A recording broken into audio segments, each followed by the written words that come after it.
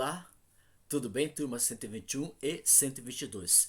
Estamos iniciando mais um módulo da apostila número 4, que é o módulo número 2, que é sobre regionalização do mundo. E nesse contexto, nós vamos ver com vocês, por exemplo, algumas prioridades relacionadas a essa regionalização do mundo, no qual divide esse estudo através, por exemplo, de questão social, que é a própria a ONU. Depois vamos ver alguns blocos econômicos que vão ajudar nessa estrutura. Então, esse capítulo, que é da módulo número 2, apostila número 4, que vai da página 14 até a página número 26, como você pode observar na sua apostila, são o texto, e da página 27 até a página número 30 são as atividades que vocês irão fazer para apresentar como avaliação do bimestre. Vamos então pedir a presença de Jesus Cristo através de uma oração. Oremos. Que o Senhor Jesus Cristo possa presente com cada aluno da 121 e 122 nas atividades que teremos nesse dia, relacionado, por exemplo, ao módulo número 2 sobre a própria ONU. Fica conosco para que possamos entender o conteúdo e muito obrigado por tuas bênçãos concedidas até o prezado momento. Em teu nome, Senhor Jesus Cristo, que te pedimos e agradecemos desde agora para sempre. Amém. Vamos então, nesse estudo, falar sobre a própria ONU.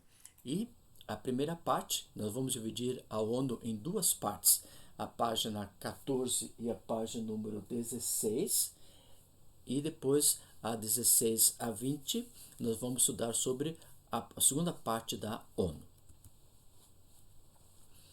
E vamos então ver alguns conteúdos relacionados ao mesmo. A introdução. Para que foi criado, por exemplo, a ONU? Né? A ONU foi criada, por exemplo, para o fortalecimento econômico fragmentado em regiões. Então, quando se fala em regionalização do mundo, uma das questões que é proposta pela ONU é fortalecer economicamente os países do mundo todo, para que todos os países possam ter o mesmo limite econômico, não sendo extremamente rico e nem extremamente pobre, mas que todos tenham uma classe social digna para ser convivida.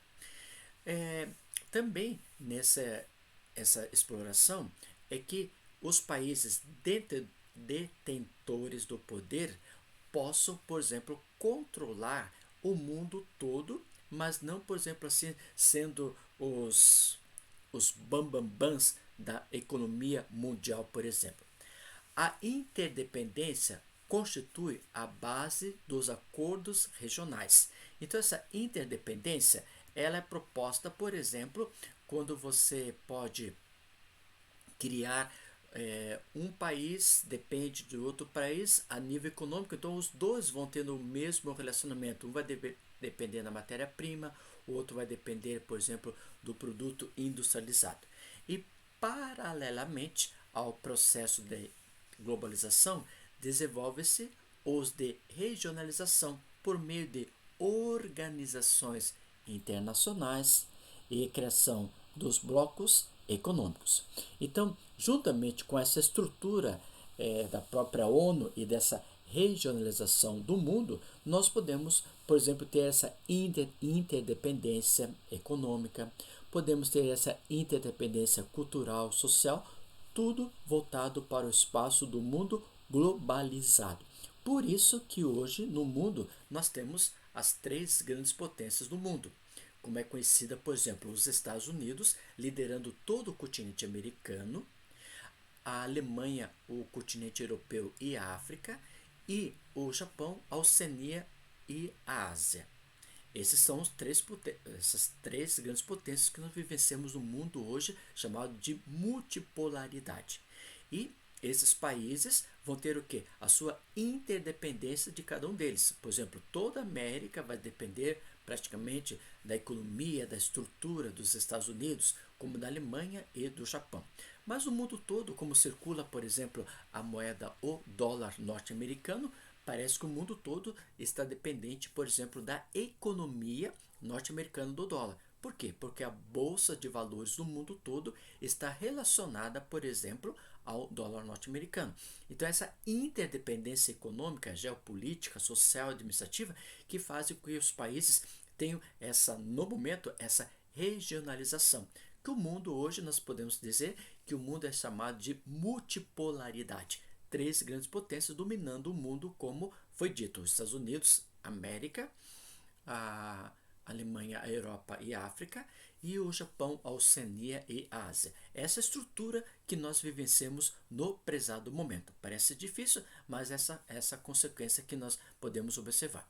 E como, por exemplo, foi criado, por exemplo, a ONU. Então, a ONU, primeiramente, você pode acompanhar isso lá na página número 14, um pequeno histórico. A Liga era chamada Liga das Nações. E essa Liga das Nações, ela que surgiu antes do processo da Organização das Nações Unidas. E ela foi fundada em abril de 1919. E nesse período, então, começou a ter a estrutura da própria ONU. Essa foi a Liga das Nações, fundada em abril de 1919, com consequências depois a guerra. E antes desse período, né, sem a participação dos Estados Unidos, 63 países se organizaram na missão de mediar os conflitos no mundo. Então, a princípio, sem a presença dos Estados Unidos, nós tínhamos 63 países. Em 1946, entre os sucessos e fracassos, a Liga das Nações se dissolveu em abril de 1946 e passou suas responsabilidades à recém-fundada chamada Organização das Nações Unidas. Então, nós podemos observar que essa Liga das Nações foi, a princípio, criado praticamente pelos países que fazem parte do contexto do continente europeu. Mais ou menos 63 países e mais outros países do mundo que adentraram nesse processo. Mas, a partir de 1946, essa Liga das Nações não teve muita boa estrutura, porque teve a Primeira, teve a Segunda Guerra, teve as suas consequências positivas e negativas, e como consequência disso, então, foi criada uma nova estrutura, que é chamada de Organizações das Nações Unidas. Então, a início, foi feito o que nós chamamos Liga das Nações. Agora, a ONU, ela já vem com alguns pontos relacionados ao mundo. Então, o que significa ONU? Organização das Nações Unidas, como você pode observar na sua apostila. Ela foi criada dia 24 de outubro de 1945. Então, por exemplo, a Carta da ONU foi assinada em 26 de junho de 1945 por 50 representantes dos países membros e 2 meses depois pela própria Polônia. Mas, né, oficialmente a ONU foi fundada em 24 de outubro de 45, após a ratificação da Carta das Nações Unidas pela China, Estados Unidos, a França, Reino Unido e a URS. Então, o que nós podemos observar nesse contexto? Que nos diz o seguinte: início, nós tivemos uma carta para aprovação da mesma. E dia 24 de outubro de 45 foi oficialmente conhecida pela China, pelos Estados Unidos, né, pela França, pelo Reino Unido e a ex-antiga URSS como sendo um novo fator de predominância para o mundo, a criação da própria ONU, né? E isso é através dessas cartas das Nações Unidas que foi estabelecido o processo da formação da própria ONU. E 51 países que deram a origem a essa formação da própria ONU. Inicialmente, apenas 51 países faziam parte da ONU, dentre eles o Brasil. Atualmente, são 192 países membros, a maior representação desde a sua criação. Então nós temos esse contexto de grande formação de países que fazem parte do contexto da própria ONU. Essa é o prédio sede desenvolvido pelo arquiteto brasileiro Oscar Niemeyer, fica em Nova York, entretanto sua área não é considerada solo estadunidense, mas território internacional. Se você visitar essa área onde está situado o prédio da ONU, não é um terreno dos Estados Unidos, apesar que está dentro dos Estados Unidos, mas é uma área internacional, porque é uma área que nós temos, por exemplo, a vigência de promover a paz para o mundo todo.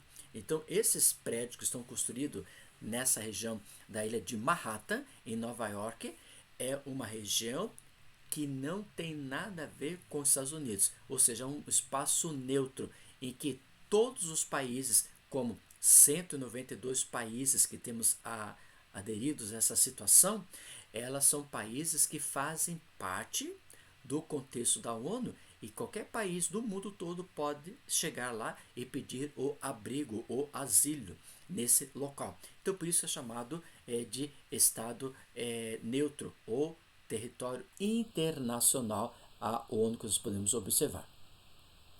Esse é o slogan que foi criado, promovendo aqui, você vê praticamente os continentes do mundo, visto de cima, né? E aqui nós temos 2 ramos de trigo, que nos diz o seguinte, que são ramos para a própria alimentação do povo. A ONU tem como objetivo alguns pontos importantes. Primeiro, como nós podemos observar, ela deve promover o quê? A paz entre as nações. Esse é o principal objetivo, promover a paz entre as nações, ou seja, os 192 países que fazem parte dessa configuração, todas elas devem promover entre elas paz. Se tiver conflito entre um e outro, na própria ONU, quando tiver reuniões, conferências, assembleias, elas devem ser o quê? Se conectar juntas para solucionar o problema que pode ocorrer, por exemplo, entre elas. Nós podemos observar também proteger os direitos humanos, né? Esses direitos humanos, quais são os direitos humanos que o homem tem que ter? Tem que ter, por exemplo, a saúde, a educação, lazer, habitação, transporte, né? Ter a entrada e saída em vários países que fazem parte da própria ONU. Isso são o quê? São os direitos que o homem pode ter, o trabalho, né, na situação do dia a dia. Fomentar o respeito à soberania dos povos, né? Cooperar para o desenvolvimento sustentável, monitorar o cumprimento dos direitos humanos e das liberdades fundamentais, que é baseado pela própria Constituição, né? Organizar reuniões e conferências em prol dos objetivos traçados, que o objetivo traçado a questão maior é relacionado, por exemplo, à paz, promover a paz no mundo todo e ver a estrutura econômica, social, cultural de todos esses que fazem parte do contexto de 192 países que fazem parte do contexto da própria ONU. Alguém vai perguntar, professor, mas lá na apostila está escrito 193 países. Atualmente nós temos só 192 países, não 193 como está escrito na sua apostila, ok?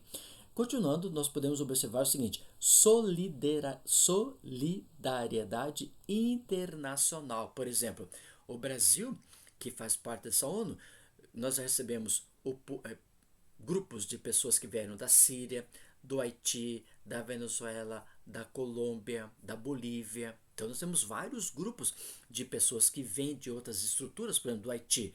Pessoas que vieram do Haiti por questões de acidentes físicos, tais como problemas de terremotos e furacões.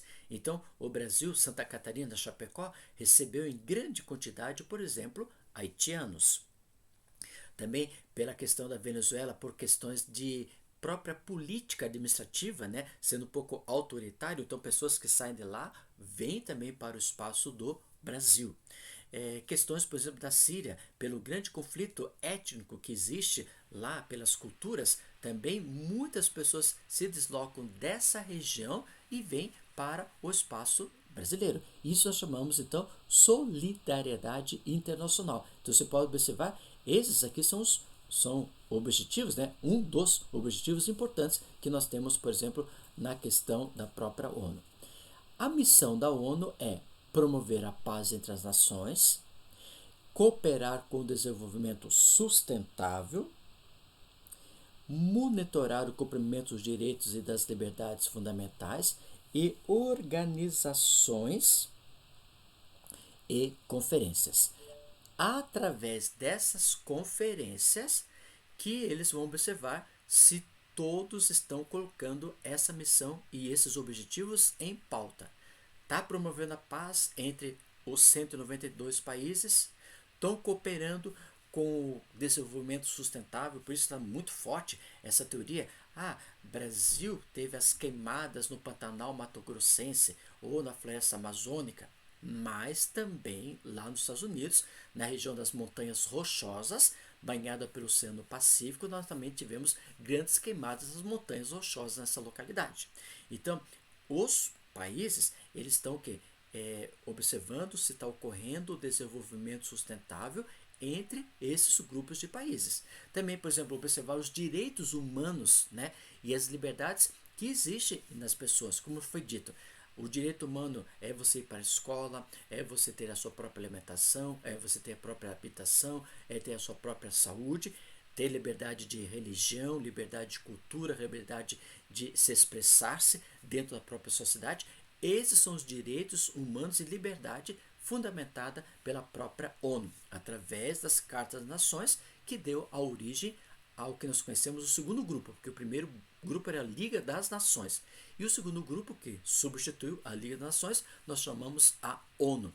E tudo isso é observado através das conferências e reuniões que são feitas lá na ONU, né? E nós podemos observar que nesses dias, alguns dias atrás, já o presidente Bolsonaro e alguns outros presidentes deram abertura à ONU do segundo semestre.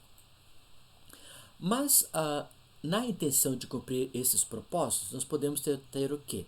Por exemplo, para cumprir esses propósitos que foram propostos pelos objetivos e pelas missões da própria ONU, para que tudo possa estar em evidência, sendo caminhado para não ocorrer os problemas negativos como ocorreu a Liga das Nações, então a ONU estuda da melhor forma para não ocorrer problemas como ocorreu nas Ligas das Nações. Então ela faz o quê?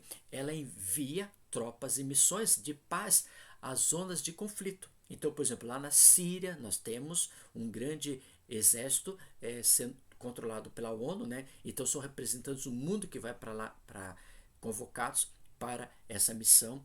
Por exemplo, no Haiti, no Timor-Leste. O Timor-Leste, o Brasil teve muitos exércitos que saíram do Brasil e foram para esse espaço para controlar o conflito que estava existindo, por exemplo, na região do Timor-Leste. Realiza julgamentos criminosos de guerra, como, por exemplo, ocasionou através de Saddam Hussein, né? Realiza julgamentos de ditadores, no caso Saddam Hussein, e também ele vai promover o quê? Diversos programas na área social e ambiental. Então, o interesse de cumprir esses propósitos está aqui, né? Tropas e missões, que o Brasil faz parte no Timor-Leste e Haiti, julgar esses ditadores e criminosos de guerra e promover o que? Diversos programas na área social e ambiental. Esses dois aqui que estou passando o mouse, eles não são voltados na ONU da Nova York, né, na sede. Eles são voltados exclusivamente lá na Holanda. Né? Na Holanda nós temos um local que nós vamos estudar com vocês que fazem esse espaço de realizar julgamentos criminosos e ditadores, por exemplo. Agora nós podemos observar com vocês a estrutura da ONU. Né? O que a ONU é formado? Quais são os órgãos que fazem parte da própria ONU? dentro do contexto da ONU, nós vamos ter o quê? A Assembleia Geral, que a Assembleia Geral ela vai discutir tudo o que ocorre presente atualmente, 2020, no mundo que faz parte do complexo da ONU, que são 192 países. Observar o Conselho de Segurança, né, entre eles, a Secretaria-Geral, o Conselho Econômico e Social e a Corte Internacional de Justiça. O número 1, o número 2, o número 3, o número 4, esses 4 estão representativos no prédio da ONU em Nova York. E o número 5, a Corte Internacional de Justiça, ela já está, por exemplo, lá no Palácio da Paz, na cidade de Haia, que na Holanda. Então, todos esses pontos, todos esses órgãos fazem parte do contexto da própria ONU. Então, como foi dito, a Assembleia Geral ela vai verificar, juntamente com todos os 192 países, se estão colocando os objetivos e as missões em evidências. E essa Assembleia Geral geralmente sempre é feita 2 vezes ao ano, uma no primeiro semestre e outra no segundo semestre. Como foi dito, nós tivemos agora nesses dias o segundo semestre, colocando os pontos da Assembleia Geral, e o presidente Bolsonaro e o Trump fizeram parte dessas assembleias, né? E fizeram parte ao falar ao mesmo. Conselho de Segurança, por exemplo, o Brasil envia o Exército Brasileiro para o Timor-Leste, como Conselho de Segurança. A Secretaria-Geral vai observar tudo o que está ocorrendo. Por exemplo, o que vai observar a Secretaria-Geral? Número de nascimentos, número de mortalidade, como é que está a pandemia no mundo, por exemplo, atualmente, né? O Conselho Econômico e Social, se nessa pandemia alguns países cresceram economicamente, ou se ficaram estabilizados ou diminuíram. E a Corte Internacional de Justiça é o promover, por exemplo, hoje, atualmente, por exemplo, pessoas que são chamados desviadores de questões econômicas, como desvio de verbas, como está ocorrendo, por exemplo, no Brasil, né, como o Rio de Janeiro, ocorreu um grande desvio de verbas. Em vez de ser voltado para a pandemia, para auxiliar o mesmo, foi voltado para outros gastos, e assim foi desviado essas verbas. Então, tudo isso aí nós podemos observar como a estrutura da própria ONU. Nós podemos observar quais são os pontos exclusivos da Assembleia Geral. Exerce a função de discutir e analisar as propostas em questão e de decidi-las pelo voto de cada país representado. O Brasil, como faz parte do contexto da própria ONU, ele faz parte para votar e discutir, analisar a proposta que a ONU tem, e de todos os países do mundo todo, para ter um ponto representativo, né? O Conselho de Segurança, já nós podemos observar que ele vai continuar com essa manutenção da paz, né? Ele vai ter a manutenção da segurança mundial no mundo todo. Ele vai ter um grupo formado de 15 países. Esses 15 países fazem parte do contexto do Conselho de Segurança.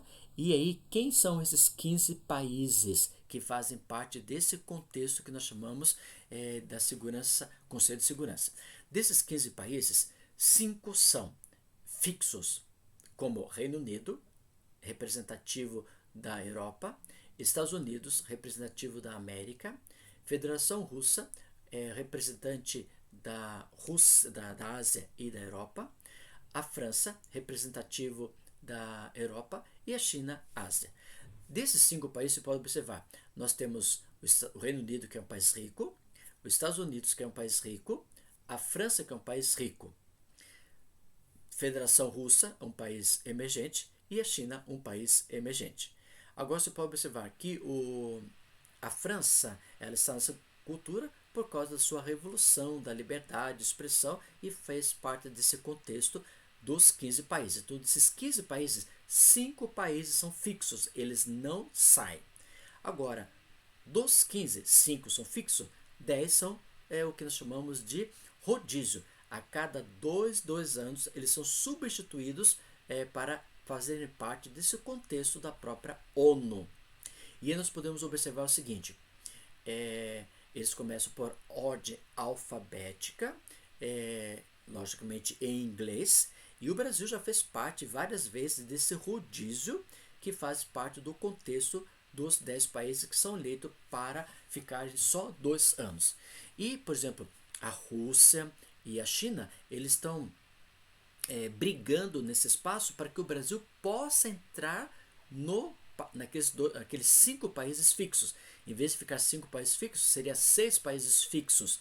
Mas ainda até o prezado momento ainda não foi aprovado essa estrutura. Então esse aqui é o Conselho de Segurança que, conforme nós comentamos, ter a manutenção da paz, a segurança mundial. Desses 15 países, 5 países são fixos, como esses aqui, e 10 países são, a cada 2 anos, são substituídos e por ordem alfabética do inglês. O secretário, que serve, o que ele faz, o secretário-geral? Por exemplo, ele organiza dados sociais, políticos e econômicos. Esses dados sociais, políticos e econômicos são dados assim, por exemplo, sociais. Quantas pessoas nasceram durante o ano de 2020? Ponto. Quantas pessoas morreram no ano de 2020? Ponto. Por que essas pessoas morreram no ano de 2020? Então, uma das evidências é a questão, por exemplo, da pandemia que ocorreu no ano de 2020. Qual foi a política utilizada, por exemplo, para amenizar essa mortalidade devido à pandemia? Então, o que ocorreu? O que eles fizeram para diminuir esse processo? Será que o Brasil, vamos focalizar o Brasil nessa questão, será que o Brasil teve crescimento econômico ou a diminuição ou teve estabilidade? Nós podemos observar nos noticiários que temos na TV brasileira, foi mostrado que o Brasil está tendo o quê? Um crescimento apesar da pandemia que ocorreu. Apesar do desemprego, de pessoas não ter, por exemplo, no momento o emprego suficiente para o trabalho, né? Ou pessoas, por exemplo, que lojas foram fechadas, mas nós podemos observar que tem várias instituições comerciais e industriais que tiveram o crescimento, se adequaram à realidade da pandemia. Mesma coisa com a educação. A escola poderia estar totalmente fechada, não ter nem nada de estudo em 2020. Mas, pela organização do Brasil, nós tivemos o que nós chamamos de educação remota.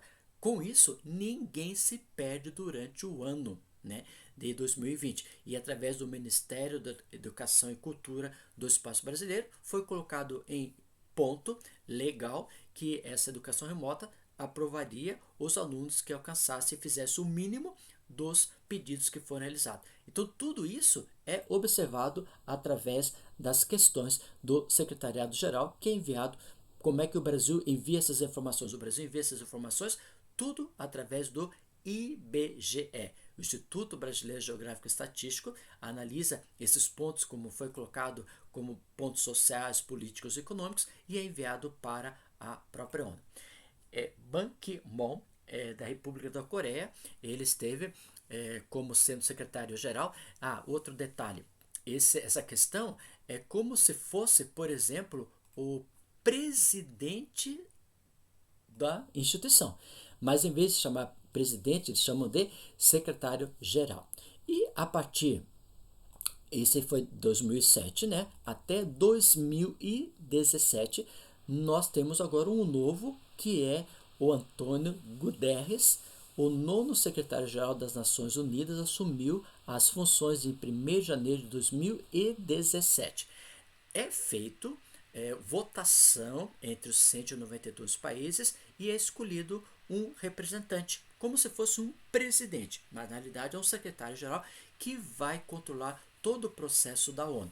E esse espanhol, ele está na própria função desde janeiro de 2017, ou seja, 1º de janeiro de 2018, 19, 20, praticamente 3 anos que está nessa estrutura da formação do controle da própria ONU, como organizando os dados sociais, políticos e econômicos mundiais. O Conselho Econômico Social, ele coordena os trabalhos econômicos e sociais do mundo, né? Ele vai observar a questão da economia, como está a princípio. A Corte Internacional de Justiça, ela tem a sede na cidade de Haia, na Holanda, e o principal objetivo dela é, por exemplo, a função de julgar as disputas entre as nações, também os crimes contra a humanidade, aquilo que foi proposto, né, e que está sendo observado, por exemplo, pela própria estrutura da ONU. Né? Então, essa Corte de Justiça Internacional não está localizada, por exemplo, em Nova York, e sim na Holanda. Okay? A próxima aula nós vamos ver com vocês sobre a ONU, a segunda parte, falando sobre as agências especializadas que fazem parte da ONU, o que eles são comentados e discutidos nas conferências internacionais, o que é realizado dentro desse grupo da ONU. Então nós vamos ver na segunda parte da página 16 e 20 da próxima aula desse conteúdo. Né?